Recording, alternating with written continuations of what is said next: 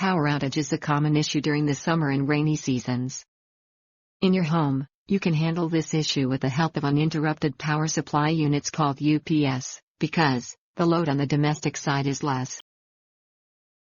Think about the load demand in industries, institutions, commercial buildings, gated communities, etc.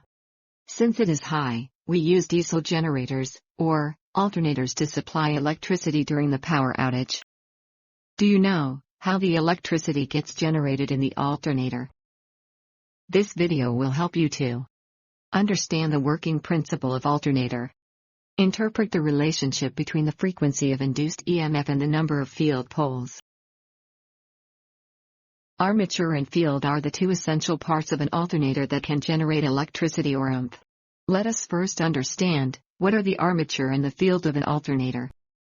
The part which creates the required magnetic field with the help of the excitation supply is called the field. Here, the excitation supply is 12 volts or 24 volts battery supply. The part where the oomph gets induced or generated is called the armature. Most alternators will have the armature at the stator and the field at the rotor because of the numerous advantages of a rotating field. With this understanding, let us learn the working of an alternator. The alternator works on the principle of electromagnetic induction. Faraday's law of electromagnetic induction states that, whenever a conductor cuts the magnetic field, EMF gets induced in the conductor. For easy understanding, let us consider an alternator having the armature at the rotor side, and the field at the stator side. This alternator has two poles to create the required magnetic field. And the armature has a number of windings. We will consider one conductor from those windings. In this alternator, the field is stationary, which means zero speed. The conductor rotates inside the magnetic field at a constant speed. For example, the speed is 1,500 rpm. So, there is a difference between the field's speeds and the conductor's speed. This difference in speeds is called relative motion. It plays a vital role in inducing the EMF at the conductor. Let us plot this induced EMF in an XY plane, by considering these 4 points, on the rotating path of the conductor. Now, the conductor is at position 1. It starts to rotate. Here, the velocity component of the conductor is in the upward direction. It means, at position 1, the conductor's movement is parallel to the field flux. Hence, the number of fluxes cut by the conductor is 0. As a result, the induced EMF in the conductor is 0. Now, the conductor is moving toward position 2, and hence, the direction of the velocity component is also changing.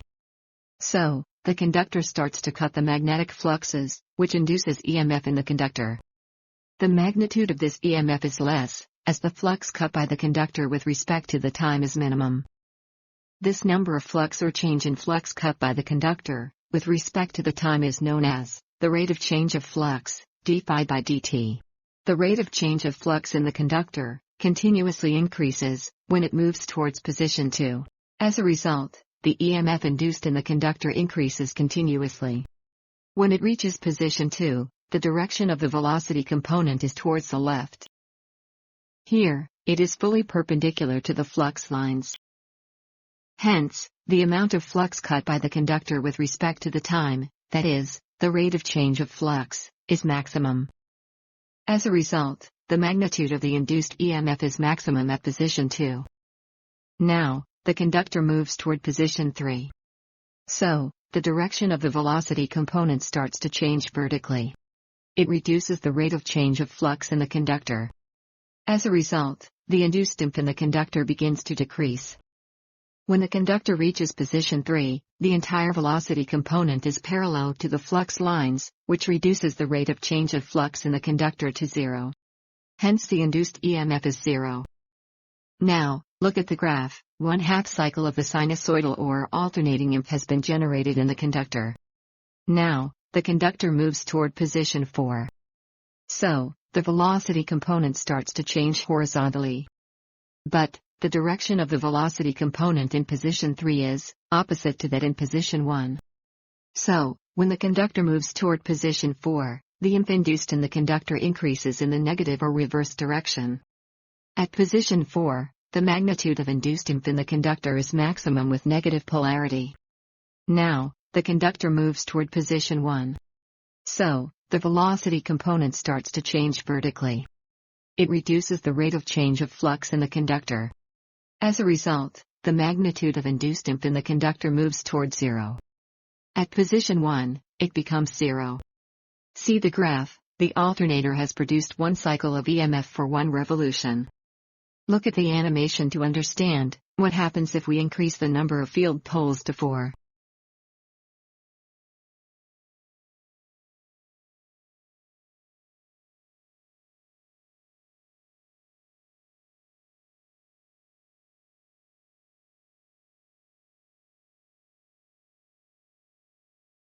By comparing both graphs, it is evident that, for one revolution of the conductor, the increase in the number of field poles will increase the number of cycles in induced EMF.